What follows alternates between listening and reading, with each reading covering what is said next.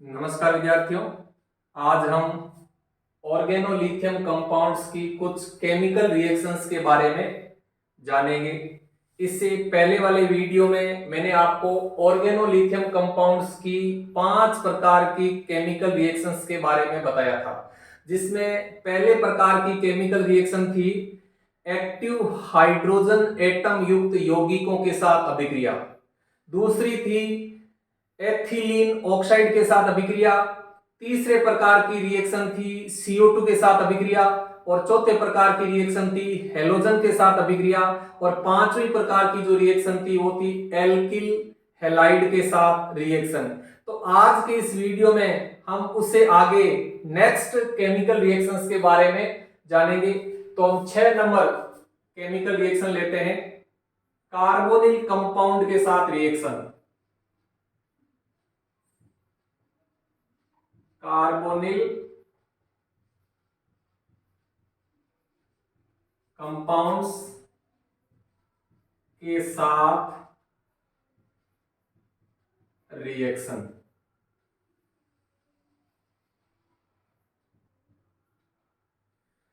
जिस प्रकार से एल्किल मैग्नीशियम हैलाइड, जिनको हम ग्रिग्नार्ड रिएजेंट कहते हैं, वे कार्बोनिल कंपाउंड के साथ रिएक्शन करके एल्कोहल्स का निर्माण करते हैं, ठीक उसी प्रकार ये जो ऑर्गेनोलिथियम कंपाउंड्स होते हैं ये भी कार्बोनिल कंपाउंड्स के साथ रिएक्शन करके एल्कोहल्स का निर्माण करते हैं।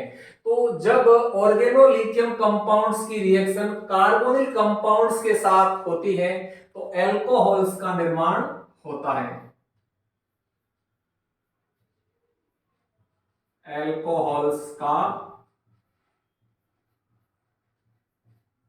निर्माण होता है।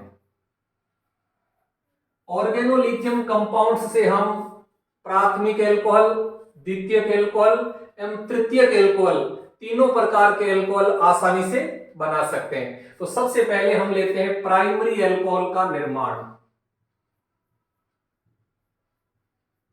प्राइमरी एल्कोहल्स का निर्माण।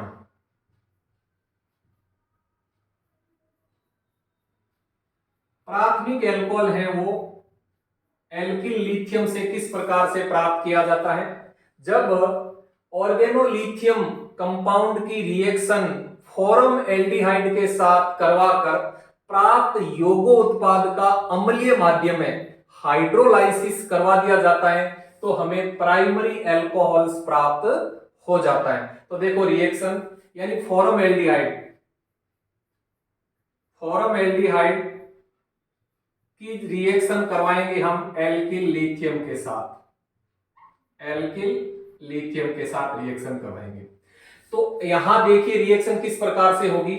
हम जानते हैं कि जो एल्किल लिथियम है ये प्रबल नाभिक स्नेही होते हैं, ठीक। यहां R नेगेटिव होता है और Li पॉजिटिव होता है। और ये फॉरम एल्डिहाइड है। फॉरम एल्डिहाइड का जो कार्बोनिल समूह का कार्बन एटम है ये इलेक्ट्रॉन डेफिशिएंट होता है। तो अब यहां क्या होगा कि ये जो नाभिक स्नेही है R नेगेटिव, ये नाभिक स्नेही इस कार्बन पर अटैक करेगा तो ये पाई बॉन्ड है ये O की तरफ चला जाता है और इस O के ऊपर नेगेटिव चला जाता है और इस O के साथ में जुड़ जाता है Li पॉजिटिव और ये R है वो जुड़ जाता है C के साथ में। तो यहां एक यौगो उत्पाद बन जाता है। तो देखो किस तरह से यौगो उत्पाद बनेगा। HC, इस C के ऊपर जुड़ गया R, यहां H और यहां हो गया OLi, ये यौगो उत्पाद बन गया। अब इस यौगो उत्पाद का अम्लीय माध्यम में हाइड्रोलाइसिस करवा देते हैं, यानी अम्लीय माध्यम में जल के साथ रिएक्शन करवाते हैं तो जल का OH और यहां से Li साइड प्रोडक्ट के रूप में बाहर हो जाते हैं लिथियम हाइड्रोक्साइड, ठीक। और जल का जो H है वो इस O के साथ में जुड़ जाता है तो यहां बन जाता है प्राइमरी एल्कोहल। क्या बन जाता है? Primary alcohol. तो ये प्राथमिक एल्कोहल यहां प्राप्त हो जाता है 1 डिग्री, यानी प्राथमिक एल्कोहल प्राप्त हो जाता है, ठीक, तो जब फॉर्मल्डिहाइड की रिएक्शन एल्किल लिथियम के साथ करवाकर प्राप्त योगो उत्पाद का अम्लीय माध्यम में हाइड्रोलाइसिस करवा दिया जाता है तो हमें प्राथमिक अल्कोहल प्राप्त हो जाता है। अब यदि आपसे कोई पूछे कि आप मेथिल लिथियम से एथेनॉल कैसे प्राप्त करोगे, तो आप क्या करोगे, मेथिल लिथियम की रिएक्शन फॉर्मल्डिहाइड के साथ करवा देंगे। तो जब मेथिल लिथियम की रिएक्शन फॉर्मल्डिहाइड के साथ करवाएंगे तो जो योगो उत्पाद बनेगा, उस योगो उत्पाद का जब अम्लीय माध्यम में हाइड्रोलाइसिस करवाया जाएगा तो हमें एथिल अल्कोहल प्राप्त हो जाएगा। क्योंकि जब ये आर अगर मेथिल है तो यहां मेथिल आ जाएगा, जैसे यहां मेथिल होगा तो ये एथिल अल्कोहल हो जाएगा, जो कि एक प्राथमिक अल्कोहल होता है। तो इस प्रकार से ऑर्गेनोलिथियम कंपाउंड से हम प्राइमरी अल्कोहल का निर्माण आसानी से कर सकते हैं। ठीक, अब हम नेक्स्ट लेते हैं सेकेंडरी अल्कोहल का निर्माण।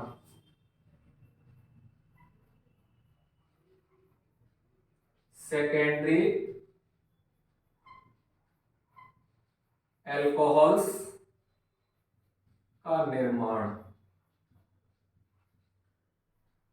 ऑर्गेनोलिथियम कंपाउंड से द्वितीयक अल्कोहल का निर्माण है वो किस प्रकार से किया जाता है, देखिए। अब क्या करेंगे, देखो जब फॉर्मल्डिहाइड की रिएक्शन एल्किल लिथियम के साथ करवाते हैं तब तो प्राथमिक अल्कोहल प्राप्त होता है, और फॉर्मल्डिहाइड के अलावा अन्य किसी भी एल्डिहाइड की रिएक्शन जब एल्किल लिथियम के साथ करवाएंगे तो हमें द्वितीयक अल्कोहल प्राप्त होंगे। ठीक, तो अब हम यहां क्या करेंगे, फॉर्मल्डिहाइड के अलावा अन्य कोई भी एल्डिहाइड ले लेते हैं। मान लीजिए अन्य एल्डिहाइड में हम ये ले रहे हैं, ये अन्य कोई भी एल्डिहाइड है। ठीक, या आर के स्थान पर मेथिल, एथिल, फेनिल कुछ भी हो सकता है। ठीक, तो ये फॉर्मल्डिहाइड के साथ होगी तब तो प्राइमरी अल्कोहल प्राप्त होगा, और फॉर्मल्डिहाइड के अलावा अन्य कोई भी एल्डिहाइड होगा तो सेकेंडरी अल्कोहल प्राप्त होगा। तो ये अन्य कोई एल्डिहाइड है, इसकी रिएक्शन करवा के हम एल्किल लिथियम के साथ, तो यहां भी पहले यौगिक उत्पाद बनेगा ऊपर वाली सेम रिएक्शन की भांति। तो ये जो नाभिक स्नेही है आर नेगेटिव, इसका इस इलेक्ट्रॉन डेफिशिएंट सेंटर पर अटैक होगा और ये पाई बॉन्ड O की तरफ आ जाएगा, तो O पर नेगेटिव चार्ज, और इस O के साथ में ये Li जुड़ जाएगा, तो यहां से एक यौगिक उत्पाद बन जाएगा, देखो R C, ये H है और ये R ऊपर जुड़ जाएगा यहां, और यहां हो जाएगा O Li, ये एक यौगिक उत्पाद बन गया। अब इस यौगिक उत्पाद का हम अम्लीय माध्यम में हाइड्रोलाइसिस करवा देते हैं, अम्लीय माध्यम में हाइड्रोलाइसिस करवा देते हैं तो हमें द्वितीयक अल्कोहल प्राप्त हो जाता है। देखो इसका OH और यहां से लिथियम, तो minus LiOH lithium hydroxide side product के रूप में बाहर हो जाता है, और यहां जल का जो H है उस O के साथ जुड़ जाता है, तो यहां बन जाता है आपका सेकेंडरी अल्कोहल, ये सेकेंडरी अल्कोहल प्राप्त हो जाता है, 2 डिग्री अल्कोहल प्राप्त हो गया। ठीक, अब जैसे मान लीजिए अगर यहां मेथिल हो और यहां भी मेथिल हो, तो यहां मेथिल और यहां मेथिल, तो ये हो जाएगा आइसोप्रोपिल अल्कोहल। ठीक, अब यदि आपसे कोई कहे आप मेथिल लिथियम से आइसोप्रोपिल अल्कोहल कैसे प्राप्त करोगे, तो हम क्या करेंगे, मेथिल लिथियम की रिएक्शन है वो एसिड एल्डिहाइड के साथ करवा देंगे। क्या करवा देंगे, एसिड एल्डिहाइड के साथ करवा देंगे, तो हमें आइसोप्रोपिल अल्कोहल प्राप्त हो जाएगा। तो इस प्रकार से जब फॉर्मल्डिहाइड के अलावा अन्य किसी भी एल्डिहाइड की रिएक्शन एल्किल लिथियम के साथ करवाकर प्राप्त यौगिकोत्पाद का अम्लीय माध्यम में जल अपघटन करवाया जाता है तो हमें 2 डिग्री अल्कोहल प्राप्त होता है। ठीक, अब हम नेक्स्ट लेते हैं टर्सरी अल्कोहल का निर्माण। टर्सरी अल्कोहल का निर्माण, टर्सरी अल्कोहल्स का निर्माण, यानी तृतीयक अल्कोहल का निर्माण है वो किस प्रकार से किया जाता है ऑर्गेनोलिथियम कंपाउंड से। तो देखो यहां हम क्या करेंगे, एल्किल लिथियम की रिएक्शन कीटोन के साथ करवाएंगे। किसके साथ करवाएंगे, कीटोन के साथ करवाएंगे, तो हमें टर्सरी अल्कोहल प्राप्त हो जाएगा। तो देखो कीटोन के साथ रिएक्शन किस तरह से होगी, कोई भी कीटोन है मान लीजिए ये कीटोन है, ठीक, कीटोन। इस कीटोन की रिएक्शन हम किसके साथ करवाएंगे, एल्किल लिथियम के साथ करवाएंगे, तो यहां एक यौगोत्पाद बनेगा। अब यौगोत्पाद कैसे बनेगा, देखो इस R नेगेटिव जो एक नाभिक सन है इसका, इस कार्बन के ऊपर अटैक हो जाएगा, क्योंकि ये कार्बन इलेक्ट्रॉन डेफिशिएंट होता है, तो ये पाई बॉन्ड है O की तरफ आ जाता है। इस O के ऊपर नेगेटिव चार्ज, इस O के साथ में ये Li पॉजिटिव जुड़ जाएगा, और ये R है C पर जुड़ जाएगा, तो यहां एक यौगोत्पाद बन जाएगा। देखो इस तरह से R C, यहां R, यहां R और यहां O Li, ये यौगोत्पाद बन गया।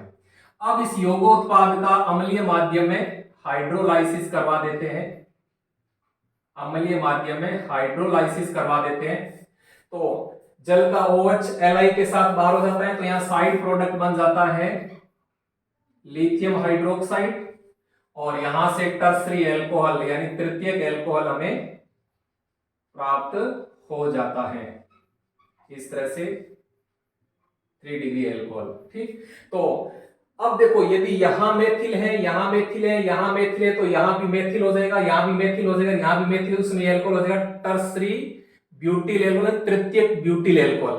तो अब यदि आपको कोई कहे आप मेथिल लिथियम से तृतीयक ब्यूटिल एल्कोहल कैसे प्राप्त करोगे, तो हम क्या करेंगे, मेथिल लिथियम की क्रिया एसीटोन के साथ करवा देंगे, जिसमें यहां भी मेथिल होता है, यहां भी मेथिल होता है। यानी जब एसीटोन की रिएक्शन मेथिल लिथियम के साथ करवाएंगे तो हमें तृतीयक ब्यूटिल एल्कोहल प्राप्त हो जाएगा। तो इस प्रकार से हम ऑर्गेनोलिथियम कंपाउंड से प्राइमरी एल्कोहल, सेकेंडरी एल्कोहल और टर्सरी एल्कोहल का निर्माण आसानी से कर सकते हैं। तो ये ऑर्गेनोलिथियम कंपाउंड्स की छठी केमिकल रिएक्शंस हो गई। कार्बोनिल कंपाउंड्स के साथ रिएक्शन, एल्कोहल्स का निर्माण होता है। अब हम नेक्स्ट केमिकल रिएक्शन लेते हैं इन यौगिकों की, 7 नंबर।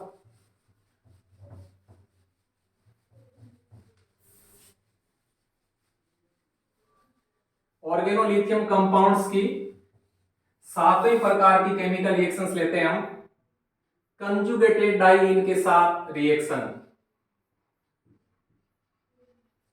कंजुगेटेड डाइईन के साथ रिएक्शन, कंजुगेटेड डाइईन के साथ रिएक्शन।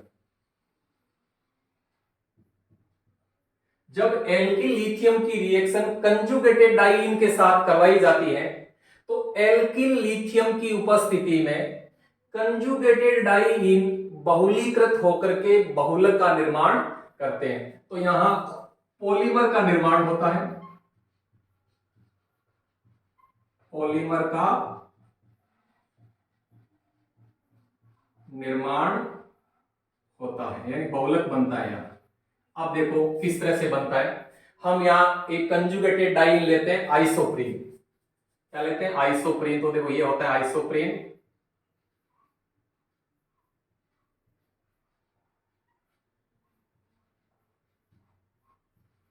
ये आइसोप्रीन है जो एक कंजुगेटेड डाइईन है। इस आइसोप्रीन की रिएक्शन जब हम एल्किल लिथियम के साथ करवाएंगे तो आइसोप्रीन की इकाइयां आपस में जुड़ करके बहुलक का निर्माण करती हैं। मान लीजिए इसकी n इकाइयां हैं, आइसोप्रीन की n इकाइयां हैं, ये आइसोप्रीन है, आइसोप्रीन। जब हम आइसोप्रीन की रिएक्शन पेंटेन की उपस्थिति में एल्किल लिथियम के साथ करवाते हैं तो आइसोप्रीन की इकाइयां आपस में जुड़कर समपक्ष पॉलीआइसोप्रीन बनाते हैं। क्या बनाते हैं, समपक्ष पॉलीआइसोप्रीन। तो यहां पेंटेन की उपस्थिति में जब आइसोप्रीन की रिएक्शन एल्किल लिथियम के साथ होती है तो यहां आइसोप्रीन इकाइयां आपस में जुड़कर समपक्ष पॉलीआइसोप्रीन बनाते हैं। तो देखो समपक्ष पॉलीआइसोप्रीन किस तरह से होगा। अब देखो जब इसकी इकाइयां जुड़ेगी तो ये बॉन्ड यहां पाई बॉन्ड टूटेगा, यहां से भी पाई बॉन्ड टूटेगा। जब ये पाई बॉन्ड टूटेगा तो आधा इधर आ जाएगा और आधा इधर आ जाएगा, ये पाई बॉन्ड टूटेगा तो आधा इधर आधा इधर, तो यहां डबल बॉन्ड हो जाएगा। तो देखो इस तरह से हो जाएगा, C डबल बॉन्ड ठीक। अब देखो इस कार्बन के ऊपर एक मेथिल है और एक CH2 है, तो यहां अपन बना देते हैं मेथिल और यहां बना देते हैं CH2। ठीक। अब देखो ये दूसरा कार्बन है, ये इस कार्बन के ऊपर एक H और एक CH2 है, तो अब हमें समकक्ष पॉलीआइसोप्रीन बनाना है, तो यहां नीचे की तरफ CH2 रखेंगे और यहां आ जाएगा H। ये एक इकाई हो गई। अब दूसरी इकाई भी ठीक इसी प्रकार से जुड़ेगी आइसोप्रीन की, तो सेकेंड यूनिट देखो आइसोप्रीन की, तो यहां क्या आ जाएगा CH2 और यहां हो जाएगा मेथिल। अब यहां क्या हो जाएगा H और यहां हो जाएगा CH2। इस प्रकार से आगे चलता रहता है, तो ये बन गया समकक्ष पॉलीआइसोप्रीन। समकक्ष पॉलीआइसोप्रीन, समकक्ष पॉलीआइसोप्रीन जिसको हम नेचुरल रबर कहते हैं, नेचुरल रबर यानी प्राकृतिक रबर कहते हैं। ठीक। अब देखो यदि ईथर की उपस्थिति में, यदि ईथर की उपस्थिति में एल्किल लिथियम की रिएक्शन आइसोप्रीन के साथ होती है, तो यहां विपक्ष पॉलीआइसोप्रीन प्राप्त हो जाता है। क्या होता है? विपक्ष पॉलीआइसोप्रीन। अब देखो विपक्ष पॉलीआइसोप्रीन किस तरह से होगा, या तो समपक्ष पॉलीआइसोप्रीन है और या विपक्ष पॉलीआइसोप्रीन होगा। तो देखो विपक्ष पॉलीआइसोप्रीन की संरचना देखिए, जिसको हम गट्टा पर्चा भी कहते हैं, विपक्ष पॉलीआइसोप्रीन। अब देखो यहां रख देते हैं अपन CH3 और यहां नीचे की तरफ है CH2 और इधर ये। अब देखो यहां CH2 नीचे की तरफ रखा है, तो यहां CH2 इस कार्बन का ऊपर की तरफ रखेंगे, तो यहां CH2 और यहां आ जाता है H। ठीक, ये एक इकाई है। अब दूसरी यूनिट जोड़ते हैं, देखो हम आइसोप्रीन की दूसरी यूनिट, तो यहां हम रख देते हैं CH2, ये जुड़ जाता है यहां, और यहां हो जाता है CH3 और यहां हो जाता है H और यहां हो जाता है CH2 और फिर आगे चलता रहता है। तो ये बन जाता है विपक्ष पॉलीआइसोप्रीन। क्या बन जाता है? विपक्ष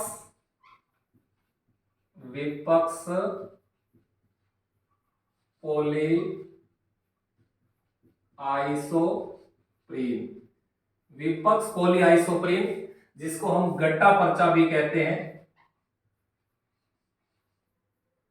गट्टा पर्चा। तो इस प्रकार से जो ये कंजुगेटेड आयन होते हैं, ये एल्किल लिथियम के साथ बहुलीकृत होकर बहुलक का निर्माण कर देते हैं। ठीक, देखो यहां तो बना समपक्ष पॉलीआइसोप्रीन और यहां बना विपक्ष पॉलीआइसोप्रीन, तो ये दोनों ही बहुलक हैं। इसको हम बोलते हैं प्राकृतिक रबर, इसको हम बोलते हैं गट्टा पर्चा। तो ये सातवीं प्रकार की केमिकल रिएक्शंस हो गई ऑर्गेनोलिथियम कंपाउंड्स की। ठीक, नेक्स्ट केमिकल रिएक्शन लेते हैं हम 8 नंबर।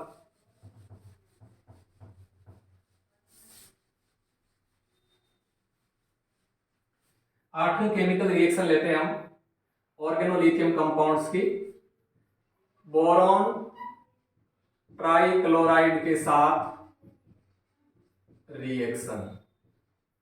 जब हम ऑर्गेनोलिथियम कंपाउंड की रिएक्शन बोरॉन ट्राइक्लोराइड के साथ करवाते हैं, तो यहां ट्राई एल्किल बोरेन का निर्माण हो जाता है। किसका?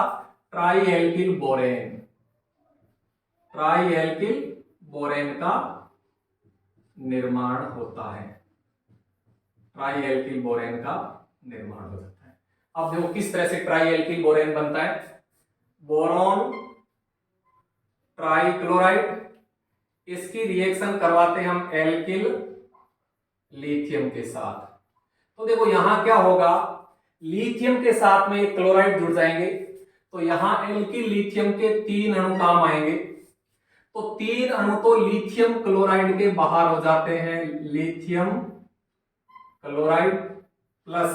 अब देखो ये बोरॉन के साथ में 3 एल्किल समूह जुड़ जाते हैं, तो try alkyl borane, try alkyl borane प्राप्त हो जाते हैं।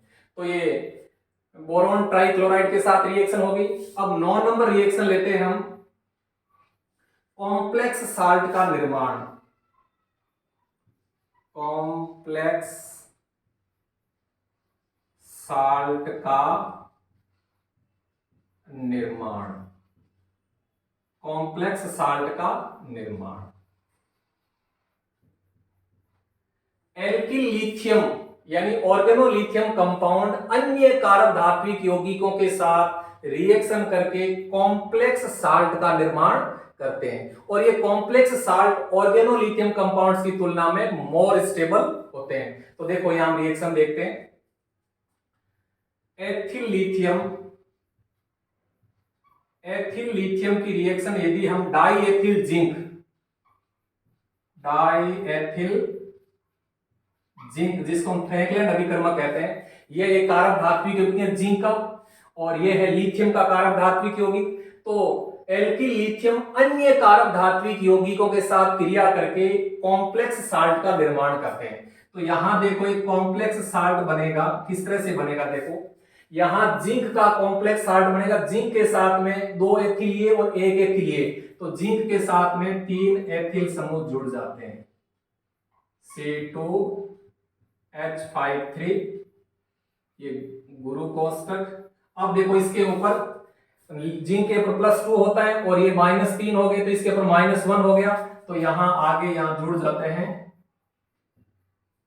लिथियम, तो ये कॉम्प्लेक्स साल्ट बन जाता है। ये जो कॉम्प्लेक्स साल्ट बना है, ये कॉम्प्लेक्स साल्ट इसकी तुलना में यानी एथिल लिथियम की तुलना में ये कॉम्प्लेक्स साल्ट मोर स्टेबल होता है। ठीक इसी प्रकार हम एक और रिएक्शन लेते हैं, देखो phenyl lithium C6H5Li, phenyl lithium की रिएक्शन करवाते हैं हम डाई फेनिल मैग्नीशियम के साथ, C6H5 तो डाई फेनिल मैग्नीशियम के साथ। तो डाई फेनिल मैग्नीशियम के साथ करवाते हैं, तो यहां भी एक कॉम्प्लेक्स साल्ट बनेगा। देखो किस तरह से मैग्नीशियम का बनेगा, तो मैग्नीशियम के साथ में देखो 2 फेनिल ये और इसके 2 अणु काम आएंगे, तो मैग्नीशियम के साथ में 4 फेनिल समूह जो है C6H5 4 समूह जुड़ जाते हैं। अब देखो इस के ऊपर चार्ज कितना आएगा, +2, ये माइनस का 4 हो गया, तो यहां माइनस के 2 आएंगे, तो यहां जुड़ जाएगा Li+2, तो ये एक कॉम्प्लेक्स साल्ट बन गया। ये कॉम्प्लेक्स साल्ट इस फेनिल लिथियम की तुलना में मोर स्टेबल है। तो इस प्रकार से जो ऑर्गेनोलिथियम कंपाउंड होते हैं, ये अन्य कारक धात्विक यौगिकों के साथ क्रिया करके कॉम्प्लेक्स साल्ट का निर्माण करते हैं। ये कॉम्प्लेक्स साल्ट ऑर्गेनोलिथियम कंपाउंड की तुलना में मोर स्टेबल होते हैं। तो ये 9वें प्रकार की केमिकल रिएक्शन होगी कॉम्प्लेक्स साल्ट का निर्माण। नेक्स्ट केमिकल रिएक्शन लेते हैं हम इन यौगिकों की,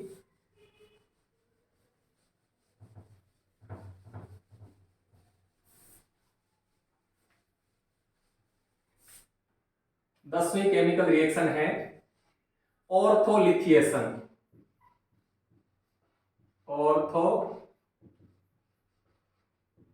ऑर्थोलिथिएशन, ऑर्थोलिथिएशन जिसको हम ऑर्थो मेटलेशन भी कहते हैं, ऑर्थो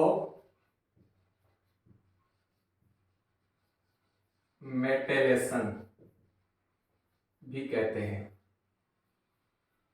अब देखो ऑर्थोलिथिएशन क्या होता है, ये रिएक्शन वेरी इंपॉर्टेंट है, ध्यान रखना, बहुत इंपॉर्टेंट रिएक्शन है ऑर्थोलिथिएशन। तो देखो ऑर्थोलिथिएशन क्या होगा, यहां एल्किल लिथियम की रिएक्शन किसी एरोमेटिक कंपाउंड के साथ करवाएंगे। क्या करेंगे, एल्किल लिथियम की रिएक्शन है वो किसी एरोमेटिक कंपाउंड के साथ करवाएंगे। तो क्या होगा, उस एरोमेटिक कंपाउंड में ऑर्थो पोजीशन के ऊपर जो हाइड्रोजन परमाणु होता है, उस ऑर्थो हाइड्रोजन परमाणु का लिथियम धातु के द्वारा प्रतिस्थापन हो जाता है। तो इस अभिक्रिया को हम ऑर्थोलिथिएशन यानी ऑर्थोमेटलेशन कहते हैं। अब देखो इस रिएक्शन के लिए यानी ऑर्थोलिथिएशन के लिए अनुकूल कंडीशन क्या है। देखो अनुकूल कंडीशन एक तो ये होनी चाहिए कि जो ऑर्थो हाइड्रोजन परमाणु है वो एसिड होना चाहिए, यानी ऑर्थो H एटम है वो एसिडिक होना चाहिए। ऑर्थो H एटम अम्लीय प्रकृति का होना चाहिए, यानी एसिडिक नेचर जितनी ज्यादा होगी ऑर्थोलिथिएशन उतना ही तीव्र गति से होगा। ठीक। दूसरी अनुकूल कंडीशन है जब ऑर्थो हाइड्रोजन परमाणु लिथियम धातु के द्वारा प्रतिस्थापित हो जाता है तो उसके बाद जो प्रोडक्ट बनता है उस प्रोडक्ट में चिलेशन होना चाहिए। क्या होना चाहिए? चिलेशन होना चाहिए, यानी इसको किलेटीकरण कहते हैं, किलेटीकरण होना चाहिए। तो ये दो अनुकूल कंडीशन है ऑर्थोलिथिएशन के लिए। अब देखो हम एक रिएक्शन लेते हैं ऑर्थोलिथिएशन की। तो मैंने आपको क्या बताया कि एल्किल लिथियम की रिएक्शन होगी किसी ऑर्गेनिक कंपाउंड के साथ। ठीक। तो सॉरी किसी एरोमेटिक कंपाउंड के साथ एल्किल लिथियम की रिएक्शन होगी किसी एरोमेटिक कंपाउंड के साथ जिसके अंदर ऑर्थो हाइड्रोजन परमाणु है वो पर्याप्त रूप से एसिडिक होना चाहिए। ठीक। तो हम देखो यहां कोई एरोमेटिक कंपाउंड लेते हैं, एरोमेटिक कंपाउंड। ठीक, एरोमेटिक कंपाउंड है। अब देखो किसी एरोमेटिक कंपाउंड में कब ऑर्थो हाइड्रोजन परमाणु पर्याप्त रूप से एसिडिक होगा? जब उस एरोमेटिक कंपाउंड में एरोमेटिक वलय से कोई इलेक्ट्रॉन विड्रॉइंग ग्रुप जुड़ा होगा। जब किसी एरोमेटिक रिंग से इलेक्ट्रॉन विड्रॉइंग ग्रुप जुड़ा होगा तो उस कंडीशन में क्या होगा? ऑर्थो पोजीशन पर जो हाइड्रोजन परमाणु होगा वो पर्याप्त रूप से एसिडिक होगा। तो यहां हम क्या करते हैं? कोई इलेक्ट्रॉन विड्रॉइंग ग्रुप जोड़ देते हैं। देखो CONR2 यानी एमाइड ग्रुप जुड़ा हुआ है। यहां क्या जुड़ा हुआ है? Amide group. और यहां ये हाइड्रोजन परमाणु है। तो अब देखो ये इलेक्ट्रॉन विड्रॉइंग ग्रुप है तो ये ऑर्थो हाइड्रोजन परमाणु ये पर्याप्त रूप से एसिडिक है। अब हम इसकी रिएक्शन करवाते हैं एल्किल लिथियम के साथ टेट्राहाइड्रोफ्यूरेन की उपस्थिति में -78 डिग्री सेंटीग्रेड टेम्परेचर पर। तो अब क्या होगा कि ये जो हाइड्रोजन परमाणु है ये लिथियम के द्वारा प्रतिस्थापित हो जाएगा। यानी क्या होगा? ये हाइड्रोजन परमाणु इस H के साथ इस R के साथ बाहर चला जाएगा तो बन जाएगा हाइड्रोकार्बन RH, और जहां से H हटा है वहां लिथियम जुड़ जाएगा तो ये कंपाउंड प्राप्त हो जाएगा।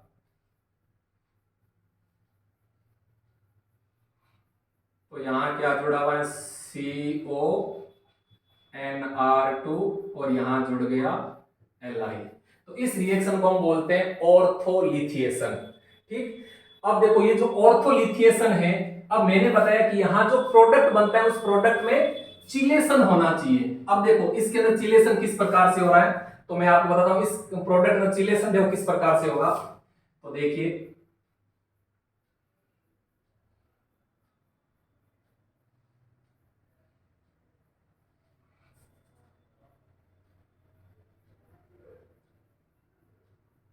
डबल बॉन्ड यहां N और यहां हो जाएगा R, ये R और यहां है लोन पेयर। ठीक।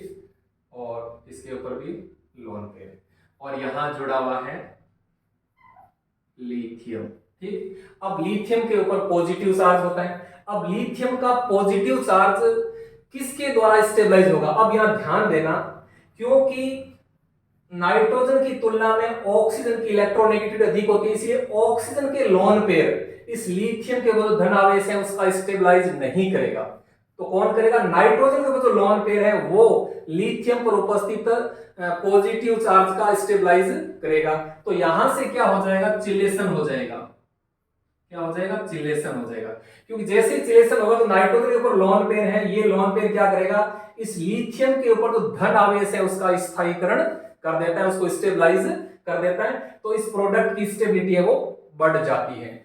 तो इस रिएक्शन को हम बोलते हैं ऑर्थोलिथिएशन, क्योंकि यहां क्या हो रहा है, ऑर्थो हाइड्रोजन परमाणु का लिथियम धातु के द्वारा प्रतिस्थापन हो रहा है, इसीलिए इसको हम बोलते हैं ऑर्थोलिथिएशन। अब हो सकता है कि रिएक्शन इससे आगे भी आपसे पूछी जा सकती है, जैसे ये प्रोडक्ट बना है, इस प्रोडक्ट की रिएक्शन फिर आगे किसी के साथ हो सकती है। मान लीजिए इस प्रोडक्ट की रिएक्शन आगे हम करवा देते हैं एल्किल आयोडाइड के साथ में, ठीक। अब जब एल्किल आयोडाइड के साथ में इसकी रिएक्शन होगी तो देखो लिथियम आयोडाइड बाहर हो जाएगा, लिथियम आयोडाइड बाहर हो जाएगा और यहां आपका लिथियम के स्थान पर एल्किल समूह जुड़ जाएगा, CO NR2 और यहां हो जाएगा R। तो इस तरह से ये प्रोडक्ट बन जाता है जिसको हम बोलते हैं ऑर्थोलिथिएशन। तो ये रिएक्शन वेरी वेरी इंपॉर्टेंट, आपको अच्छी तरह से याद रखना है। इस रिएक्शन से संबंधित कई बार नेट सेट में क्वेश्चन आते हैं, तो आपको अच्छी तरह से ऑर्थोलिथिएशन की जो ये रिएक्शन है अपने दिमाग में सेट करनी है, ठीक। अब आप असाइनमेंट के रूप में क्वेश्चन नोट कीजिए। तो क्वेश्चन लिखिए, ऑर्थोलिथिएशन क्या है समझाइए। दोबारा सुनिए, ऑर्थोलिथिएशन क्या है समझाइए। दूसरा क्वेश्चन लिखिए, आप मेथिल लिथियम से एथिल एल्कोहल, आइसोप्रोपिल एल्कोहल एवं तृतीयक ब्यूटिल एल्कोहल किस प्रकार प्राप्त करोगे, लिखिए। दूसरा क्वेश्चन सुनिए दोबारा, आप मेथिल लिथियम से एथिल एल्कोहल, आइसोप्रोपिल एल्कोहल और तृतीयक ब्यूटिल एल्कोहल किस प्रकार प्राप्त करोगे, लिखिए। तो ये दो क्वेश्चन आपको असाइनमेंट के रूप में करने हैं। अब हम नेक्स्ट वीडियो में मैग्नीशियम के कारक धात्विक यौगिकों के बारे में जानेंगे। धन्यवाद, थैंक यू।